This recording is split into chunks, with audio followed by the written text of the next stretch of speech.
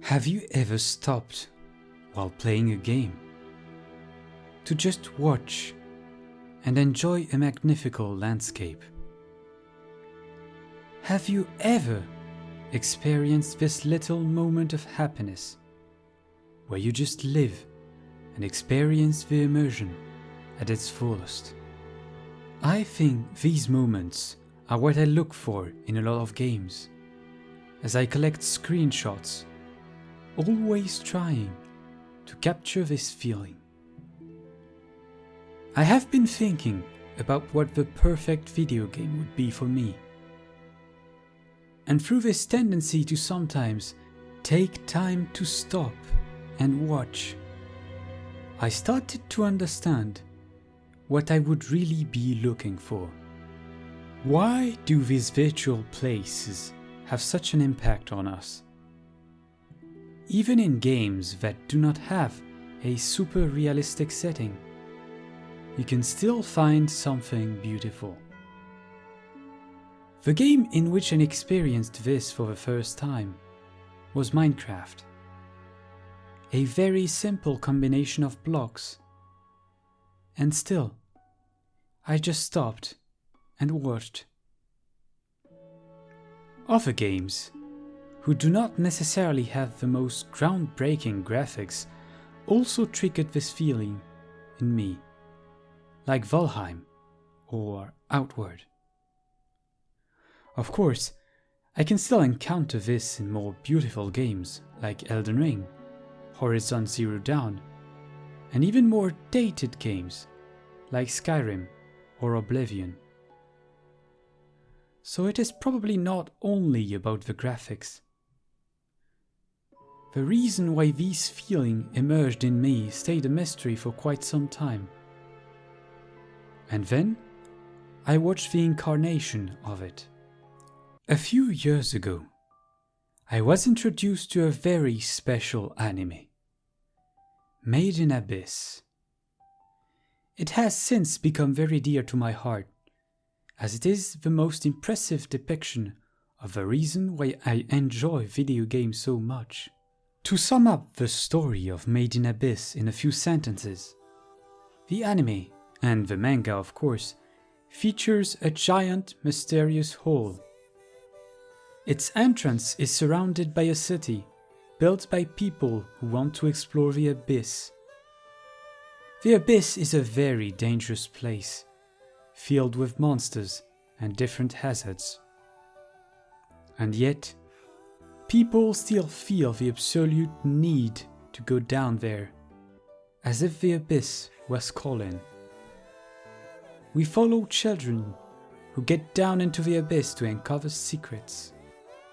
But I do not want to spoil it, so I encourage you to go watch it.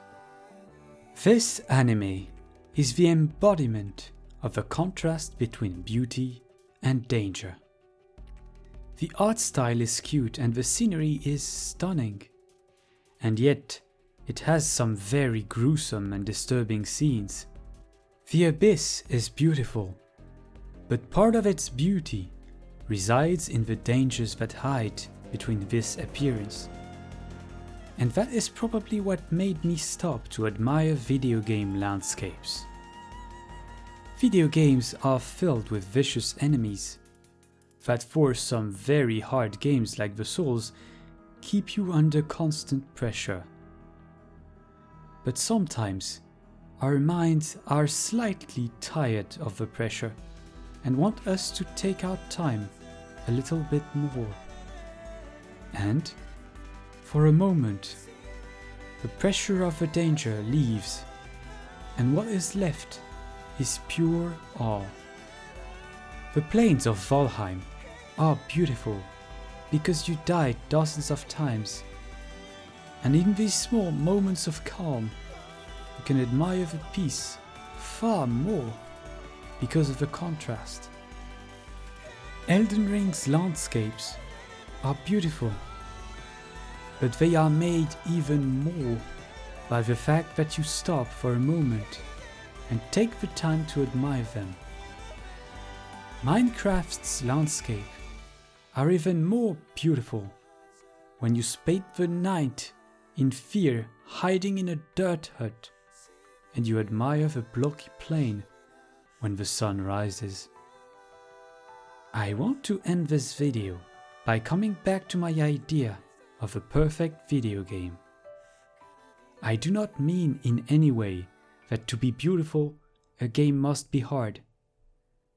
Difficulty is not the only way to apply pressure. Difficulty is probably just the easiest way to apply it from a game design perspective.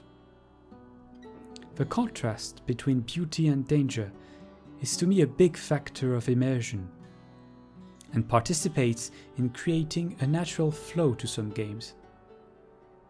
If I ever had the chance to make my own game, I know I would rely on this a lot.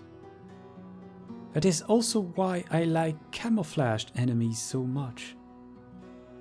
They keep the pressure high, but do not alter the landscapes. Lots of real-life animals like to hide from our eyes.